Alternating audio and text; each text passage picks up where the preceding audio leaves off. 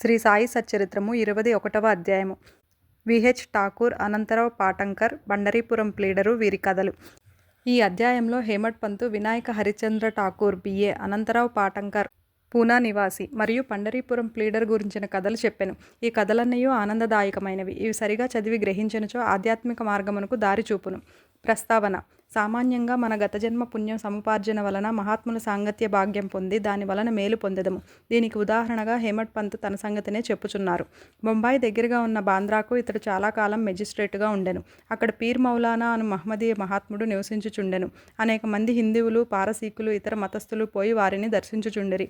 Hemad Pant పురోహితుడగు ఇనుస్ peer మౌలానాను దర్శించమని అనేకసార్లు హేమడ్ పంతుకు చెప్పెను.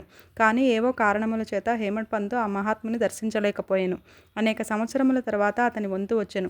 అతడు షిరిడీ పోయి శ్రీ సాయి దర్బారులో శాశ్వత స్థానమును పొందెను.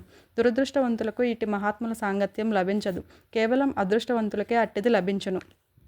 యోగీశ్వరుల వ్యవస్థ. అత్యంత ప్రాచీన కాలం నుండి ప్రపంచమున యోగీశ్వరుల వ్యవస్థ ఉన్నది.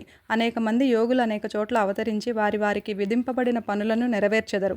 వారనేక చోట్ల పనిచేసినను అందరూ భగవంతుని ఆజ్ఞానుసారం నెరవేర్చెదరు. కాన ఒకరు చేయనది ఇంకొకరికి తెలియను. ఒకరు చేసిన దానిని ఇంకొకరు పూర్తి చేసెదరు. దీనిని బోధించుటకు ఒక ఉదాహరణ మీ దిగువ కలదు. వి.హెచ్. ఠాకూర్. వీరు రెవెన్యూ శాఖలో గుమస్తాగా ఉండిరి. ఆయన ఒకానొకప్పుడు బెళగాం సమీపమందలి వడగాం అను పట్టణమునకు ఒక సర్వే పార్టీతో వచ్చెను. అక్కడ అప్ప అను కన్నడ యోగిని దర్శించి వారి పాదములకు నమస్కరించెను.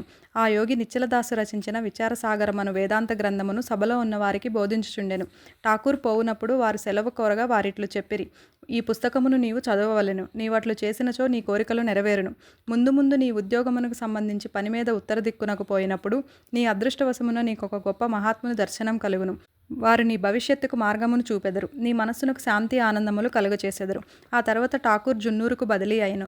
అచటికి పోవుటకై నాన్హేఘాటు లోయను దాటి పోవలసి ఉండెను. ఆ లోయ మిక్కిలి లోతనేది. దానిని దాటుట చాలా కష్టము. దానిని దాటుట కెనుబోతు తప్ప ఇతర మేదియూ ఉపయోగించరు. కావున ఎనుబోతుపై లోయను దాటుటచే అతనికి బాధ కలిగెను. అచటి నుండి కళ్యాణ్కు పెద్ద ఉద్యోగముపై బదిలీ అయ్యెను. అచట నానాసాహెబ్ చందోర్కర్తో పరిచయం కలిగెను. ఆయన వలన సాయిబాబా గురించి అనేక సంగతులు తెలుసుకొని వారిని దర్శింప కాంక్షించెను. ఆ మరుసటి దినమే నానాసాహెబ్ షిరిడీ పోవుటకు నిశ్చయించుకొనెను. కావున ఠాకూర్ని కూడా తనతో రమ్మని అడిగెను. ఠాకూర్ తనకు టానాలో సివిల్ కేసు ఉండుటచే రాలేనని చెప్పెను. అందుచే నానాసాహెబ్ ఒక్కడే వెళ్ళెను. ఠాకూర్ టానాకు వెళ్ళెను. కానీ అచట కేసు వాయిదా పడెను. అతడు నానాసాహెబ్ వెంట షిరిడీకి వెళ్ళకపోవటచే మిక్కిలి పశ్చాత్తాపపడెను. అయినప్పటికీ షిరిడీ వెళ్ళెను. అంతకు ముందు రోజే నానాసాహెబ్ షిరిడీ విడిచిపెట్టెనని తెలిసెను. ఇతర స్నేహితులు కొందరు అక్కడ కలిసిరి. వారు ఠాకూర్ను బాబా వద్దకు తీసుకొని పోయిరి. అతడు బాబాను చూచి వారి పాదములకు నమస్కరించి మిక్కిలి సంతసించెను. అతని కండ్లు ఆనంద బాష్పములచే నిండెను. ఒడలు గగ్గుర పొడిచెను.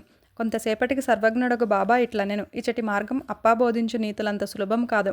నాన్హేఘాటులో ఎనుబోతుపై సవారీ చేయుట కంటే కష్టము. ఈ ఆధ్యాత్మిక మార్గము మిగులు కఠినమైనది. దీనికి ఎంతో కృషి అవసరము. ఠాకూర్ కొక్కనికే అర్థమగు ఈ మాటలు వినగానే అతడు అమితానంద పరవశుడయ్యెను. కన్నడ యోగి చెప్పిన మాటలు యథార్థములని గ్రహించెను. 2 చేతులు జోడించి బాబా పాదములపై శిరస్సును పెట్టి తనను స్వీకరించి ఆశీర్వదించవలెనని ప్రార్థించెను. అప్పుడు బాబా ఇట్లనెను: అప్పా చెప్పినదంతయు నిజమే.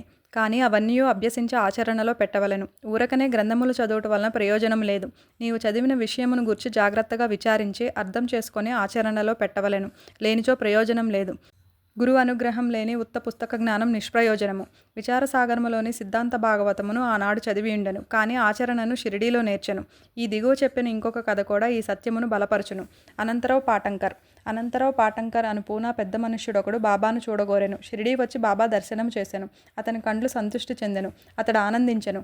అతడు బాబా పాదములపై పడి తగు విధముగా పూజించి పిమ్మట బాబాతో ఇట్లనెను: నేనెక్కువగా చదివితిని. వేదములను వేదాంతములను చదివితిని. అష్టాదశ పురాణములను వింటిని. నా మనస్సుకు శాంతి కలుగుటలేదు. కనుక నా పుస్తక జ్ఞానం అంతయు నిష్ప్రయోజనము. పుస్తక జ్ఞానం లేని నిరాడంబర భక్తులు నాకంటే మేలు. మనస్సు శాంతి పొందనిచో పుస్తక జ్ఞానం అంతయు వ్యర్థము. నీ దృష్టి వలనను నీ మహత్తరమైన మాటల వలనను నీవు శాంతి ప్రసాదింతు అని వింటిని. అందుచే నేనిచ్చటికి వచ్చి తిని. కావున నా యందు దాక్షిణ్యము చూపుము. నన్ను ఆశీర్వదింపుము. అప్పుడు బాబా ఒక నీతి కథని ఈ విధంగా చెప్పెను. 9 ఉండల గుర్రపు లద్ది నీతి కథ. నవవిధ భక్తి. ఒకనాడు ఒక వర్తకుడు ఇక్కడికి వచ్చెను. అతని ముందు ఒక ఆడగుర్రము లద్ది వేసెను. అది 9 ఉండలుగా పడెను. జిజ్ఞాసుడైన ఆ వర్తకుడు పంచెకొంగు చాచి 9 ఉండలను అందులో పట్టుకొనెను. ఇట్లు అతడు మనస్సును కేంద్రీకరించగలిగెను. ఈ మాటల అర్థమును పాటంకర్ గ్రహించలేకుండెను. అందుచే అతడు గణేష్ దామోదర్ ఉరఫ్ దాదా కేల్కర్ను ఇట్లా అడిగెను: ఆ మాటలలో బాబా ఉద్దేశమేమి? కేల్కర్ ఇట్లు జవాబు చెప్పెను: నాకు కూడా బాబా చెప్పినదంతయు తెలియదు గాని వారి ప్రేరణ ప్రకారం నాకు తోచినది నేను చెప్పెదను. ఆడగుర్రం అనగా ఇచట భగవంతుని అనుగ్రహము. 9 ఉండల లద్దె అనగా నవవిధ భక్తులు. అవి ఏవనా శ్రవణము అనగా వినుట, కీర్తనము అనగా ప్రార్థించుట, స్మరణము అనగా జ్ఞప్తియందుంచుకొనుట, పాదసేవనము అనగా పాద సంవాహనము, అర్చనము అనగా పూజ, నమస్కారము అనగా వంగి నమస్కరించుట, దాస్యము అనగా సేవ, సఖ్యత్వము అనగా స్నేహము, ఆత్మనివేదనము అనగా ఆత్మను సమర్పించుట. ఇవి నవవిధ భక్తులు. వీనిలో ఏదైనా ఒక మార్గమును హృదయపూర్వకంగా అనుసరించిన ఎడల భగవంతుడు సంతుష్టి చెందును.